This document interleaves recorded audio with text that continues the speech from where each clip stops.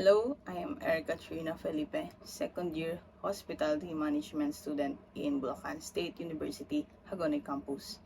In this video, I'm going to share with you my existence plan.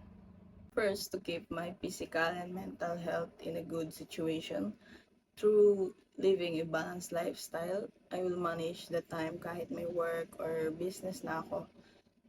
Gusto ko pa rin nakapaglaro ako ng sports like badminton or volleyball.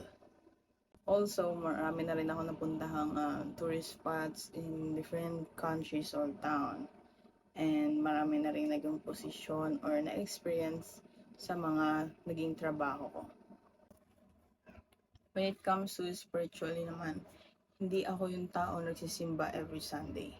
Pero nagsisimba pa rin naman kami ng family ko pagka, kunyari like fiesta or randomly, hindi siya as in every Sunday punta kami simbahan. Pero if given a chance, di kasi ako masimbang tao, pero nagpupunta pa rin naman ako simbahan. Mas gusto ko lang yung nagpupunta ng simbahan ng walang misa, yung tahimik lang, ganyan, walang masyadong tao. Kasi feeling ko, mas napapakinggan ako at mas connected kami, ganun. Yung feeling na simbahan, yung nafe-feel mo yung pinaka-simbahan, ganun, solemn lang. Sa mentally naman, mas open-minded, mas mature mag-isip, mas positive thinker. Tsaka, I always keep in mind na maging chill lang kasi alam naman mangyayari pagka nag-cram ka or narattle ka, di ba? Mas alang mangyayari pag ganun yung nararamdaman mo. Next is financial and material. I want to be in a good financial status, like I can provide for my family, my friends, some relatives, and for myself, di ba? Masarap sa feeling yung ganun. Tapos, you can also buy some luho for yourself. Dito naman papasok yung material. I want to acquire my dream car.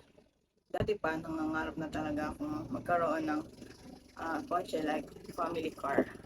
Kasi alam naman natin kung gaano ka-convenient yung may kotse, yung comfort na binibigay sa biyahe pagka may sarili kang sasakyan, di ba? Tapos isa pa sa material, syempre magkaroon ng sariling bahay at lupa. For my parents, unahin ko yun. Tapos, tsaka na lang yun sa akin pagka ready na akong mag-settle down. And to make my plans work, goals should be set realistic. That leads me in the right direction. Be in line with my values, keep me adaptive to constant changes of life around me. While with determination and focus, I know I'll be able to do well in all aspects of my existence over the next 2 decades.